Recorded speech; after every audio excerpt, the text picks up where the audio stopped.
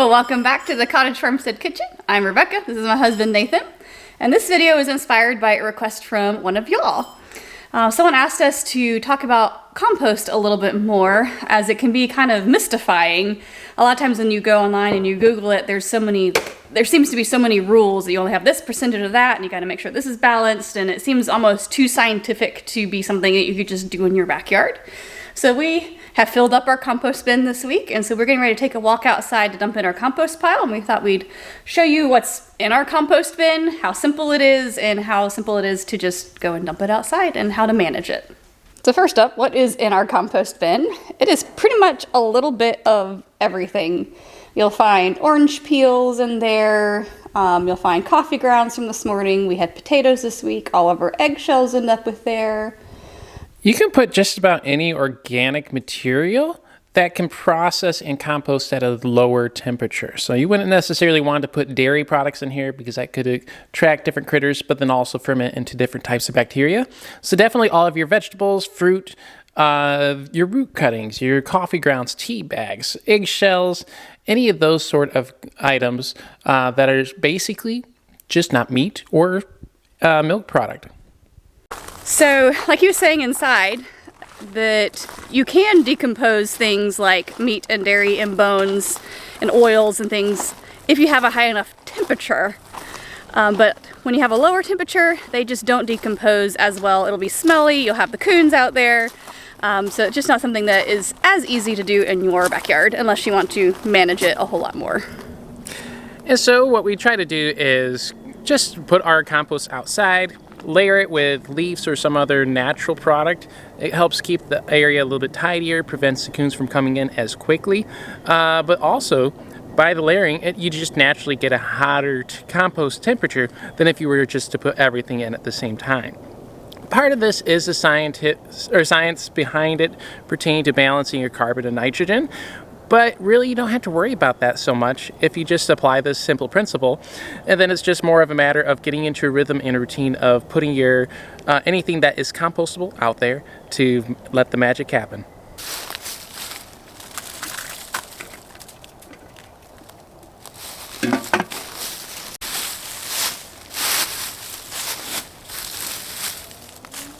So when we talk about like carbon and nitrogen and you see the different ratios and percentages, it can be a little intimidating. It may seem like you're trying to do some sort of chemistry experiment in your backyard, but it's really simple. If you think about carbon as what is going to hide your smells, so things like your leaves, grass clippings, straw, anything that's like dry, like wood chips, things like that will absorb into what you see in our compost bin. It's kind of sloppy, it's a little moist, it's a little slimy, and so essentially you just add your carbon matter to whatever you dump out here, and it'll keep the smell down. It'll encourage it to start decomposing because you're just naturally creating a balance. So rather than trying to make sure you're doing the precise ratio and measuring out everything, just add enough of your carbon material to cover it and to try and keep the slime and smell down, and it will decompose. Everything naturally wants to decompose. That's pretty much how simple it is. You just dump it out here. Right now we're using leaves, but in the past we've used the pine shavings from our chicken coop. So you can use a variety of materials to help things decompose. And if you want to get it to decompose faster, this is where flipping it over from time to time will certainly help. Eventually we'll probably have 3 different bins, so then as it breaks down, we don't continue to add to the pile that's almost compost. So then we have this bin number 2, which we start to build up and then start to aerate. The reason you want to flip it from time to time is then you're focusing on aerobic respiration and breakdown instead of anaerobic. Now, you don't have to do this and it'll decompose just fine, it just might take a little bit longer. Aerobic respiration causes it to be a little bit warmer.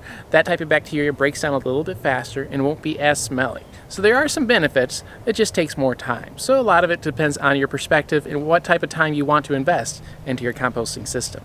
Another component of our composting system that is very valuable for our heavy clay environment is our wood ash. Wood ash is high in potash, which helps to bring the pH up in the soil, but also adds a lot of good minerals to basically mineralize the soil.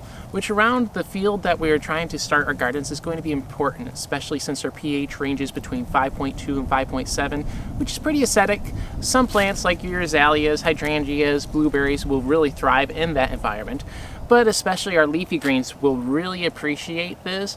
Leafy greens, okra, cucumbers, tomatoes like it more acidic, but just applying this as we continue to layer and build up our garden soil will greatly help benefit our future garden.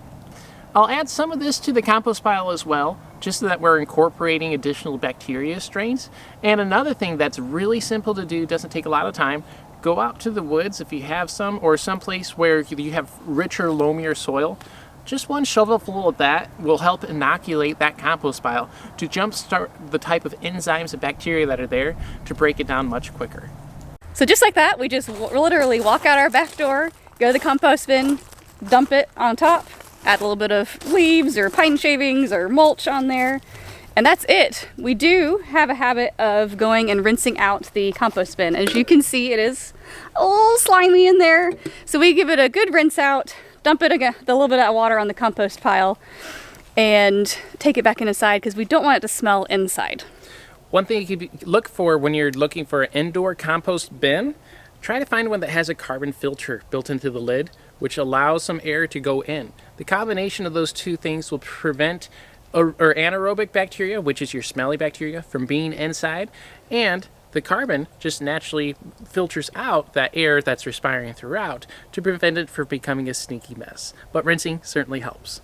Well, we hope this video helps demystify compost for you. It's very, very simple. You just literally dump your food scraps outside, add some leaves on top of it, and you're good to go. It'll take care of itself and decompose on its own. If you have any other questions like this viewer had, we are happy to answer them. There's a lot of stuff that we do that just is pretty normal for us and doesn't seem out of the ordinary, but we're always happy to explain anything that we're doing. So feel free to put a comment below if there's something that you'd be interested in learning more about. And we'll sign off now and catch you next time.